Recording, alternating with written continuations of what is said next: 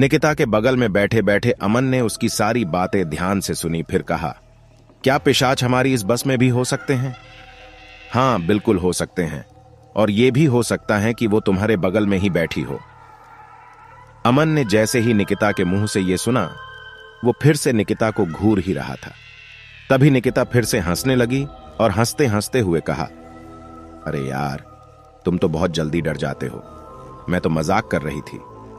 फिर अमन ने कहा, अरे मैं डरा नहीं था, मैं बस ये देख रहा था, अगर पिशाच इतने सुंदर होते हैं तो क्या बात है।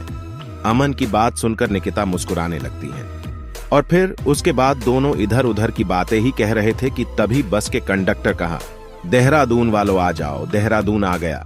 कंडक्टर की आवाज सुनकर निकिता और अमन ने जैसे ही बस की खिड़की से बाहर देखा तो उनकी बस देहरादून के बस स्टैंड पर खड़ी थी। फिर उसके बाद अमन ने कहा, बातों बातों में पता ही नहीं चला हम कब देहरादून पहुंच गए। आओ चलो अब किसी ऑटो को ढूंढते हैं। फिर निकिता ने कहा, हाँ चलो। उसके बाद फिर दोनों बस से नीचे उतरते और बाहर आकर इधर उधर ऑटो को देखने लगते हैं। तभी अमन को एक ऑटो दिख जाता है और वो निकिता है से कहता है, निकिता वो देखो, एक ऑटो खड़े ढा है, चलो देखते हैं वो जाएगा या नहीं, क्योंकि रात भी बहुत हो गई है। इतना बोलकर निकिता और अमन ऑटो के पास जाने लगते हैं, और अमन ये इसलिए बोल रहा था कि ऑटो जाएगा या नहीं, क्योंकि उन्हें जहां जाना था वो पूरी जंगल वाली जगह थी और ऊपर से रात भी बहुत हो गई थी। रात के लगभग 1 बज रहे होंगे। उसके अमन और निकिता ऑटो के पास जाते और अमन ऑटो वाले से बोलता है, हाँ भैया खाली हो। अमन की बात सुनकर वो ऑटो वाला बोलता है, हाँ भैया जी खाली हैं, तभी तो यहाँ खड्डे डे हैं। हाँ बताओ कहाँ जाना है। फिर अमन बोलता है, भैया जी थानो जाना। अमन के इंता बोलते हैं। ऑटो वाले ने कहा, ना भैया जी मैं उधर नहीं जाऊंगा इस समय। फिर अमन ने कहा, क्या हो गया भैया जी, आप डरते हो क्या? अरे डरो मत, हम है ना आपके साथ। अमन की बात सुनकर ऑटो वाला बोला, अरे भैया जी वो पूरा जंगल है और इस समय कई बार जंगली जानवर सड़क पर आ जाते हैं, इसलिए भैया मैं नहीं जाऊंगा। ऑटो वाले के मना करने के बाद निकिता ने अमन से कहा, तुम पीछे हटो, मुझे बात करने दो। उसके अमन थोड़ा सा पीछे हुआ और बोला, हाँ मैं भी देखता हूं, तुम कौन सा तीर मार लोगी।